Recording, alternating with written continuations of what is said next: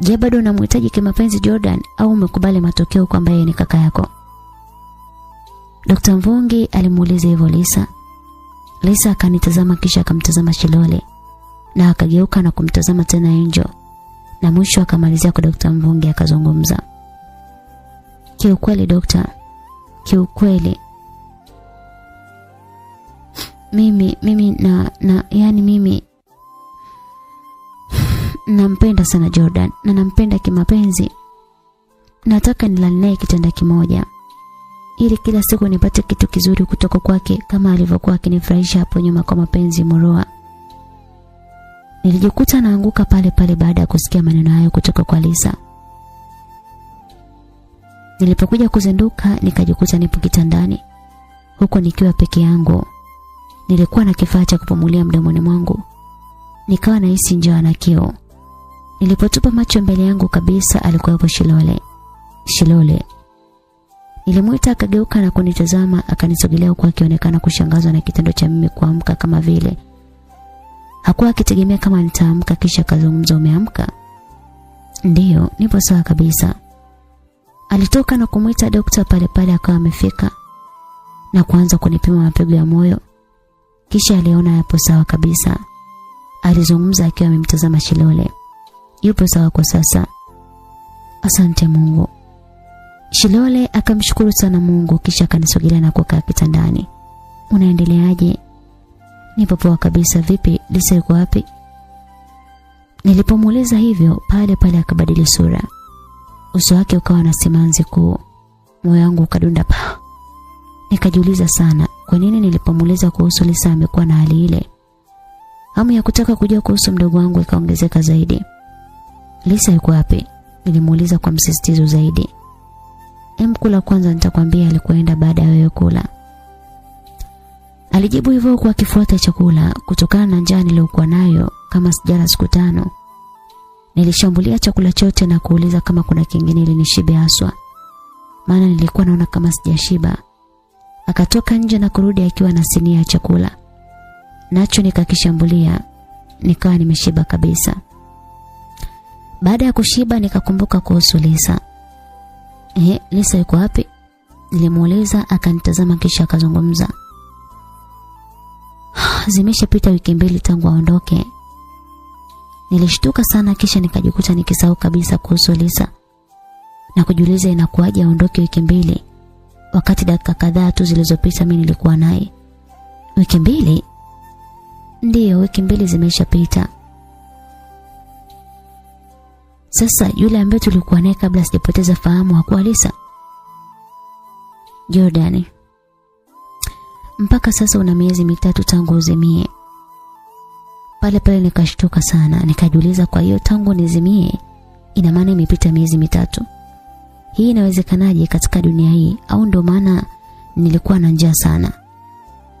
Nikaona isiwe taabu, acha nizimie tena nione kama nitazinduka baada ya miezi 3. Kwa mara nyingine tena Jordan akazimia. Haraka Shilole akatoka nje na kwenda kumuita Daktari Mvungi, maana ndiye ambaye alikuwa akihusika na swala zima la kumtibia Jordan. Baada ya muda Daktari Mvungi alifika na kumfanyia huduma kwa haraka kisha akazungumza. Imekuwaje akazimia tena wakati alikuwa sawa tu muda mfupi uliopita? Mimi aliniuliza kuhusu Lisa, nikamwambia wiki 2 hizi hayupo. Nikashangaa kumbe yeye alidhani ni muda mfupi amelala. Na hapo akawa ananiuliza maswali mengi. Eti kwani yule ambaye tulikuwa naye muda mfupi uliopita kabla hajazimia ni nani? Nikawa nimemueleza ukweli wa mambo kwamba yeye amezimia tayari imepita miezi 3.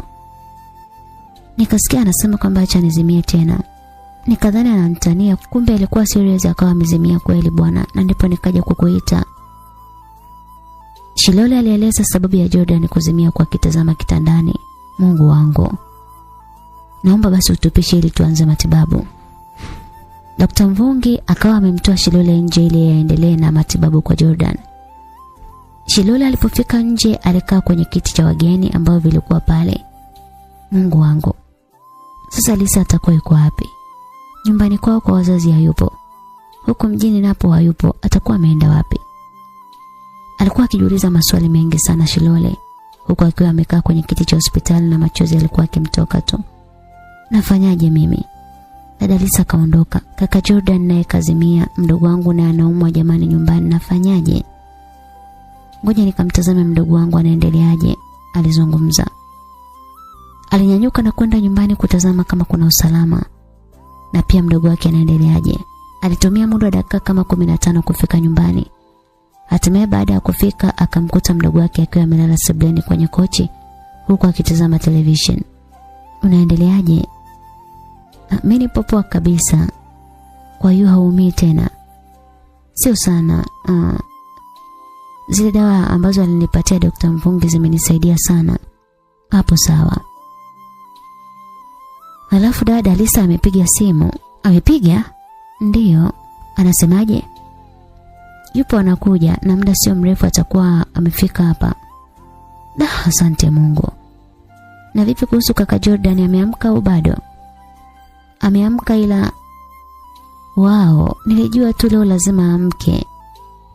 Ila kuna tatizo, nisikilize nimalizie kusema. Tatizo? Ndiyo tatizo. Lipi hilo sasa? Amezimia tena, Mungu wangu. Pale pale ukasikika mlio wa honi ya gari. Wakanyanyuka na kutazama dirishani. Wakamwona mlinzi akifungua geti. Na gari muda huo likawa linaingia. Ilikuwa ni gari la kifahari aina ya V8. Gari hilo likaingia na kupaki kwenye parking ya magari katika nyumba yao. Kwenye kiti cha dereva akashuka kijana mmoja mwenye miaka kama 27 hivi. Akasogea mpaka kwenye mlango mwingine na kuufungua. Pale pale akashuka Lisa akiwa kwenye muonekano mzuri sana. Alikuwa amevaa gauni jeupe ambalo lilikuwa linambana sana. Mguuni alivalia viatu vyekundu aina ya Air Force. Kichwani alikuwa na msuko wa gharama sana. Alishuka na ule kijana akawa amefunga mlango wa gari. Wakaanza safari ya kwenda sebuleni. Haraka Shilole na mdogo wake wakatoka dirishani, kisha kila mmoja akajifanya kuwa anajua kilichokuwa kinaendelea. Walikaa kwenye masofa kisha wakaanza kuangalia tamthilia kwa ajili ya kusubiri ujio wa Lisa ndani. Mlangoni ikasikika hodi. Pale pale nje akaenda kufungua mlango. Alipofungua akasikika akisema, "Dada Lisa." Shilole ndani naye akajifanya hakuwa anajua kilichotokea. Alitoka nje kwa kasi na kwenda kumtazama sana Lisa. Alipofika akamkumbatia na akamkaribisha ndani. Lisa aliingia ndani akiwa na ule kijana. Shilole akasogeza macho yake na kuanza kutazama kidole cha pete cha Lisa. Ilikuwa pete ya dhahabu, wala sio pete ya urembo, bali ni pete ya mahusiano ya uchumba ama ndoa kabisa. Lisa akamtazama sana Shilole alivyokuwa akitazama ile pete, kisha akazungumza, "Dada, ukiwa na swali uliza, wala usikae kimya. Mimi ndiye ambaye ninaweza kukupatia jibu la kila swali." Shilole baada ya kusikia neno hilo akatabasamu kisha akazungumza, "Angalau maana nilikuwa na maswali mengi sana. Na nilikuwa nawaza kweli naweza kuanza kukuuliza. Tuanze na hiyo pete." Lisa alimtazama ule kijana aliyekuja naye kisha akazungumza, "Huyu ndiye mmiliki wa pete, kidole na mwili wangu pia." Shilole akafanya kama haamini, akauliza tena ili kuaminishwa zaidi, "Kwa hiyo huyu ni mume wako?" "Ndiyo, ni mume wangu na mpaka sasa tumboni kuna katunda. Kaulaji yetu wa kwanza kwenye mechi za kuvunja chaga." Shemu, habari za wakati huu?" aliuliza Shilole. "Salama kabisa. Naitwa Shilole, sijui wewe shemeji yangu unaitwa nani?" Ataeleza huyo ndugu yenu. Mimi siwezi kujitambulisha ukweni." Shilole akamgeukia Lisa kisha akazungumza, "Nataka tuanzie hapa. Ilikuwaje ukaondoka bila ya kuaga? Nipatie historia ambayo itakuwa ni mwanga kwangu na utanipa majibu ya maswali yote ninayojiuliza bila ya kukuuliza. Haya, anza basi kuhadithia yote." Baada ya Shilole kusema hayo akabaki akiwa anamtazama sana Lisa. Lisa na akainua ulimi wake ili kusimulia maswali yaliyomkuta. Siku kadhaa nyuma kabla ya Lisa kuondoka, alikuwa akipata maumivu kila alipoenda kumtazama kaka yake hospitali. Shida ni kwamba moyo wake umeshindwa kabisa kumpokea kama kaka. Alikuwa akimtazama akiwa amezima tangu siku ile aliposema kwamba anampenda kimapenzi. Mpaka sasa miezi 3 kasorobo alikuwa hajaamka na wala ana mpango wa kuamka kabisa. Machozi yakamtoka, maumivu makali sana ndani ya moyo wake yakaongezeka. Akaona kama dunia yote kaibeba kichwani mwake. Akimtazama kakake yupo kitandani hajitambui. Aliuoje moyo wake umhakikishie kwamba anampenda ama la? Nifanyaje mimi? Alibaki kujiuliza. Huyu ni kaka yangu jamani. Inatakiwa ni muhesabu kama kaka yangu. Aliendelea kusema mwenyewe. Kaka, naomba unisamehe sana. Moyo wangu unashindwa kabisa kukuona katika upande wa kaka. Moyo wangu unanihukumu na kusema nakupenda. Na kweli nakupenda sana. Aliendelea kuongea kwa machozi yakimtoka kwa maumivu ambayo alikuwa anayapitia. Bora hata tusingeenda kujitambulisha nyumbani. Inawezekana mpaka sasa tungekuwa na watoto wetu na penzi letu lingekuwa limesha kuwa kubwa sana na kupenda sana. Kwa sababu wewe tayari moyo umekwisha uelekeza kwenye udogo, basi acha na mimi niondoke na nikafie mbele kwa mbele na mapenzi yangu ya dhati juu yako. Huenda nikapata amani ndani ya moyo wangu. Sijakusahau, maana wewe ndiye ambaye ulinitoa bikra yangu. Hakuna mwanaume nilikuwa nimewahi kumpatia zawadi ya bikra yangu, ila wewe nikakuzawadia. Hakika nakupenda sana. Na hapo ndipo wazo la kutoroka ili kumsahau kabisa kaka yake na amweke kwenye kundi la kaka na wala sio mpenzi likachukua nafasi ndani ya ufahamu wake, na hatimaye akawa ameondoka zake pale. Siku iliyofuata akawa amekusanya kila kilicho chake na kuondoka zake, maana alikuwa na uhakika itachukua muda mrefu sana kurudi tena nyumbani. Alielekea stendi na kupanda basi ambalo lingempeleka Mtwara mjini. Baada ya kufika akasogea zilipo nyumba za wageni, kisha akachukua chumba maana pesa alikuwa nayo. Baada ya kuchukua chumba akasogea na kukaa kwenye sofa mle chumbani na kuanza kujiuliza maswali mengi sana. Maisha yangu yatakuwaje? Ni ipi hatima yangu? Alizidi kuwaza, akanyanyuka na kusogea kitandani kisha akalala huku maswali mengi sana yakibishana kichwani mwake. Naenda kuwa kichaa mimi.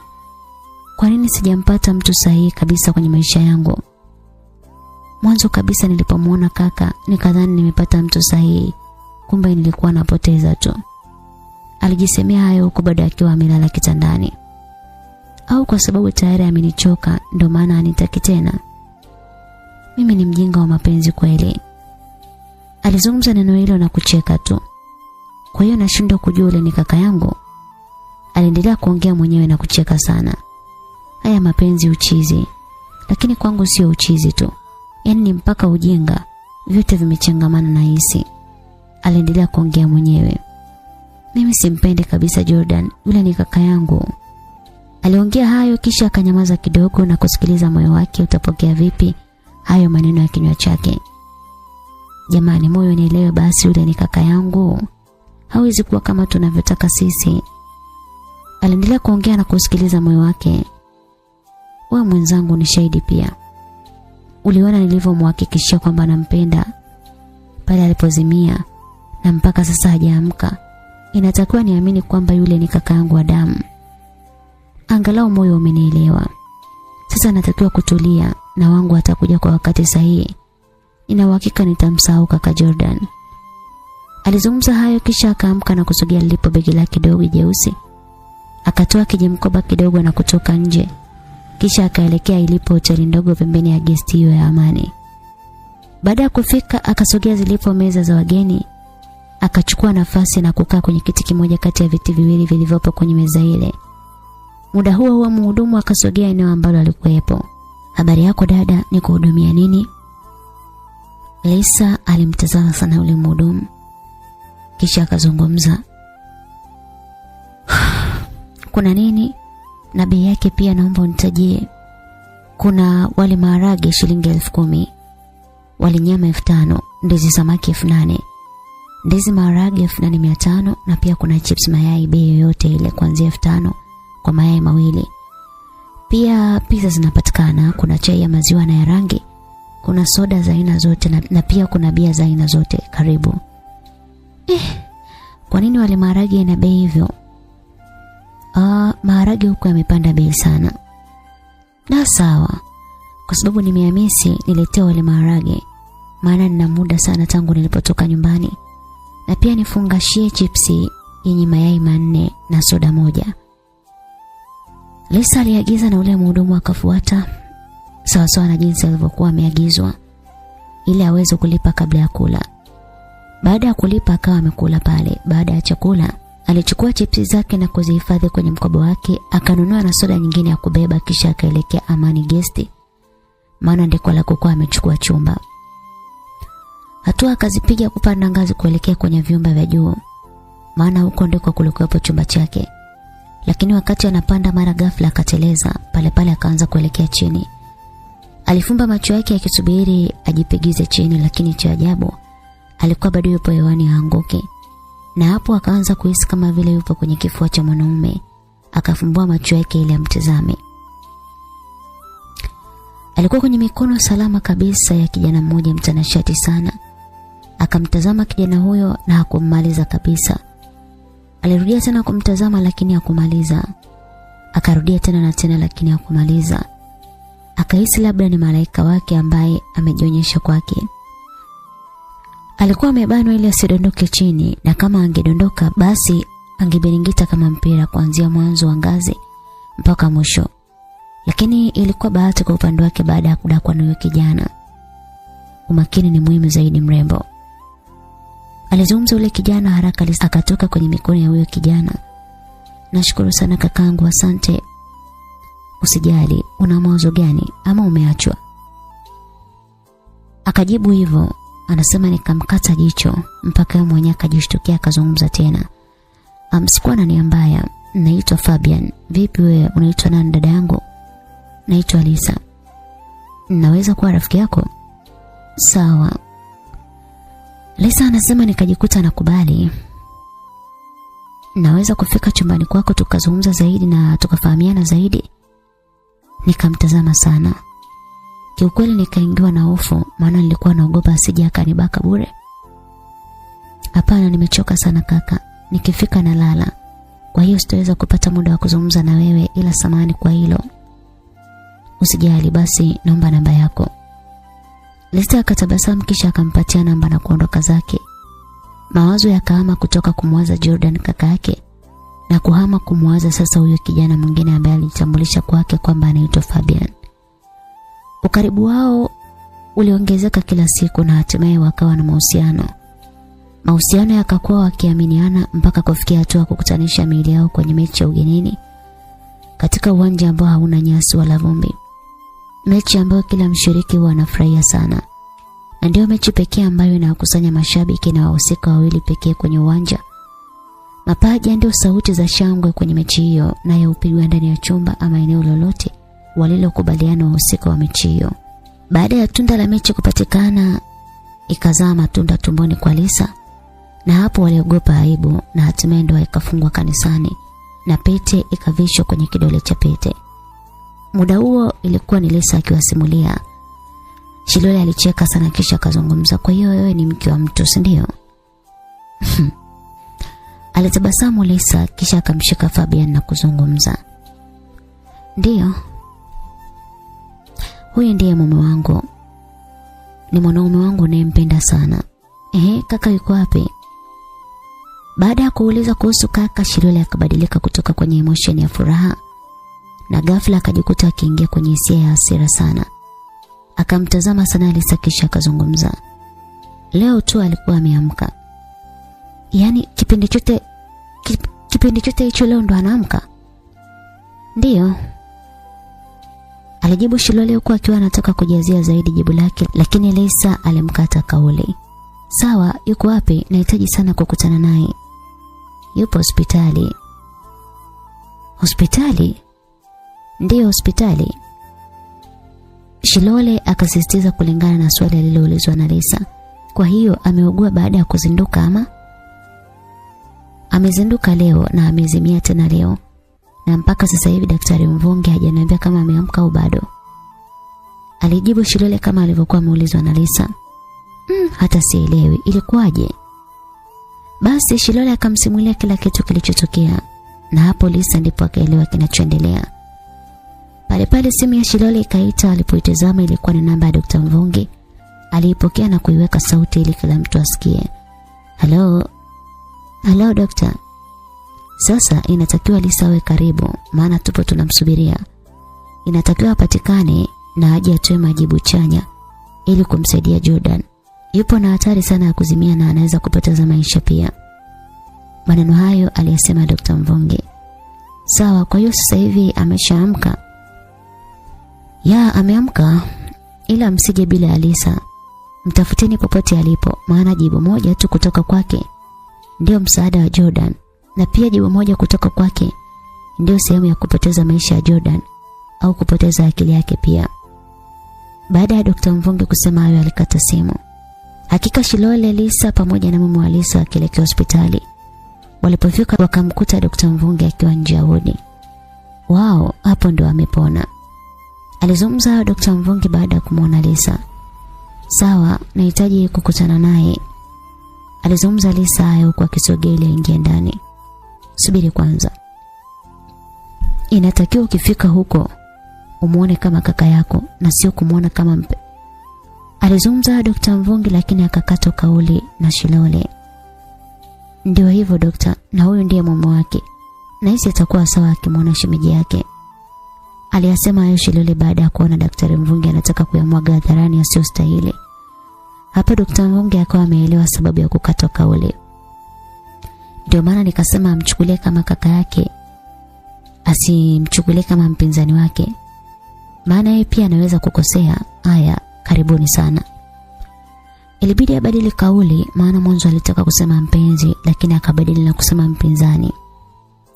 Wote waliingia ndani ya wodi hiyo, wakamkuta Jordan akiwa amekaa kwenye kitanda. Alipomwona Lisa alizungumza. Lisa, mimi ni nani kwako? Aliuliza Jordan bila salamu. Kaka jamani, hata salamu.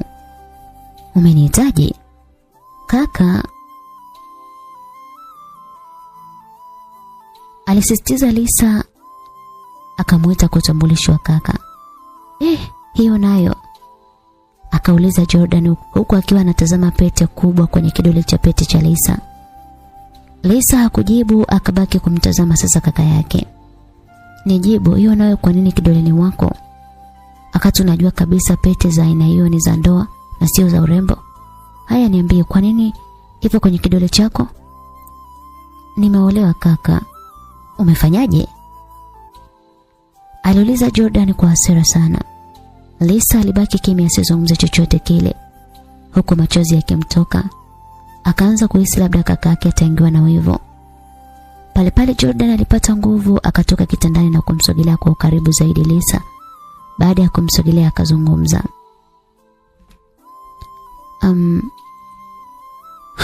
Akauliza huku akiwa ameusogeza uso wake karibu kabisa na Lisa. Lisa akainuka na kumtazama kaka yake, machozi yakimtoka. Akahisi kumfanyia kaka yake usaliti mkubwa. Midomo yake ikawa mizito kutamka neno. Kwa hiyo unaoleweka bila kunishirikisha, sio? Alizungumza Jordan. Ndio kabisa. Moyo wa Lisa ukaongeza kasi ya mapigo. Maumivu makali sana ndani ya moyo wake yakaongezeka tena na tena. Moyo wake ukasononeka sana. Mungu wangu, sijui atanielewa kweli, mbona kapaniki sana? Alijiuliza Lisa ndani ya moyo wake. Kwa hiyo hutaki kuniambia, si ndio? Aliuliza Jordan. Unasema? Nasema hivi, umeolewa? Kwa jinsi alivyouliza kwa msisitizo sana, Lisa akajikuta anasema ndio, nimeolewa kaka. Baada ya Lisa kusema hayo, alichokifanya Jordan kilimshangaza kila mtu mle wodini. Walibaki midomo wazi huku akimtazama. Kila mmoja alimuona kama kadata vile. Pale pale Jordan alimkumbatia na kumpongeza sana mdogo wake kwa kile alichokifanya, na baada ya hapo akamuuliza, "Yuko wapi shemeji yangu?" "Huyo hapo," alijibu Lisa huku akiwa anamtazama Fabian, na pale pale Jordan akamsogelea na kuzungumza pia. "Habari za wakati huu shemeji yangu?" "Salama kabisa, sijui wewe." "Bro, kama unaigiza ni bora uache. Kama ni pesa nitakulipa mara mbili ya uliolipwa." Alizungumza hayo Jordan, maneno ambayo alimshangaza sana Fabian na kuduliza kwa nini shemeji yake amwambie vile, lakini hakupata majibu ya maswali yake kabisa. Maana hakuwa anajua lililopo nyuma ya pazia kabisa. "Amna shemeji, siigizi. Hata hivyo mpaka sasa mke wangu ana mimba na tumefunga ndoa takatifu kabisa kanisani." "Sawa shemeji." Nisamehe kama nitakuwa nimekukwaza kwa hilo. Alijitetea Jordan na kuomba msamaha pale. Walizungumza mengi sana siku hiyo na Jordan akawa sawa kabisa. Alipona tatizo la kuzimia lilokuwa nalo. Baada ya siku kadhaa kupita, ni siku ambao walikuwa wamesubiri kwa hamu sana.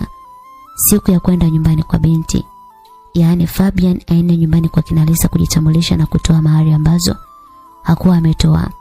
Na hapo akabidhiwa mtoto wa kike awe mali yake kwa baraka za wazazi. Kama inavyosema katika Biblia takatifu Mwanzo 2:24. Kwa hiyo mwanamume ataacha baba yake na mama yake, naye ataambatana na mkewe na watakuwa mwili mmoja. Lakini hayo maneno yakamilike inahitajika baraka za wazazi pekee. Walifika na walipokelewa vizuri sana, wakakaribishwa ndani. Hatimaye Lisa akakabidhiwa kwa Fabian awe kama mkewe.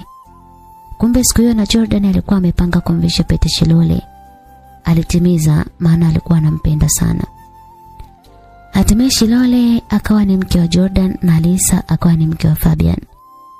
Baada ya sherehe kukamilika, baba yake mzazi na Jordan alimuita pembeni Lisa, kisha akazungumza. Hatimaye mmejifunza kitu ambacho mtawafundisha watoto wenu. Wote kwa pamoja Jordan na Lisa wakatikisa vichwa. Leo mbingu na ardhi vikae shahidi. Nafuta laana za machozi nilizozitoa juu yenu. Pia nafuta laana za maneno nilizozitaja juu yenu. Baada ya kusema hayo, alimwachia Lisa na kumshika Jordan, kisha akazungumza tena. Tulikuzika tukafanya mazishi kwamba umekufa, na watu tukalia machozi ya kupoteza kwa sababu ya taarifa tulizopokea. Kikubwa umekuwa, na hatimaye wewe ukawa mfu katika fikra za watu, ukikiuhalisia ukiwa unaishi. Kuanzia leo ninafuta fikra za kifo chako kama nilivyoliondoa kaburi lako katika maisha haya na kurejesha nguo zako nyumbani kisha kuzichoma. Ndivyo hivyo pia ninafuta mauti juu yako na kuitupa mbali na wewe. Baba huyu akawakumbatia watoto wake na kuzungumza tena. Nawapenda sana wanangu. Mmekuwa somo kwa kila atakayesikiliza simulizi ya maisha yenu. Lisa mwanangu, naomba umheshimu sana mumeo. Fanya kila kizuri atakachokuambia ufanye. Pia umuombe msamaha hata kama amekukosea. Hiyo ni sehemu ya kumfanya akupende zaidi. Jordan mwanangu, nawe umeanza maisha ya ndoa, sijajua tabia zako maana sikufanikiwa kukutunza mimi. Lakini kwa kila hatua uliyopitia, basi timiza usia wangu kwako. Naomba usije ukamsaliti mkeo. Maana huyo binti ni binti wa ajabu sana. Licha ya kujua uliyofanya, lakini amekupenda na kukukubali kuwa mke. Hakika anakupenda sana, naomba usimvunje moyo. Kila atakapokukosea muombe msamaha ili akuone kama mwanaume wa ajabu kwake. Ajivunie kuwa na mwanaume anayemthamini. Hata siku moja usije ukajaribu kuruhusu chozi lake. Aliwaambia maneno mengi sana kama wasia. Baada ya kuwahusia mengi, wakawa wamerudi nyumbani. Na mdogo wake Shilole akarudi zake shule kumalizia kozi ambayo hakuwa amemaliza, huku akiwaacha dada zake Lisa na Shilole wakiwa kwenye ndoa zao. Sasa maisha akawa mapya kwa upande wangu, anatuambia Jordan. Kila nilipokumbuka niliyoyapitia machozi yanatoka tu. Nakumbuka kutoka Tabora mpaka kuja Dar es Salaam kwa mara ya kwanza, na hapo nikakutana na Lisa mpaka kumpatia mimba. Hatimaye nikajua ni mdogo wangu tumbo moja. Na sasa mimba ikatoka mpaka sasa hivi nimempata Shilole mke wangu ambaye kanazalia watoto wawili, Princess na Prince. Wanangu nawapenda sana. Na hapo ndipo nakuja kujua kwamba kila gumu na tukio linalokukuta kwenye maisha ni fursa ya kesho.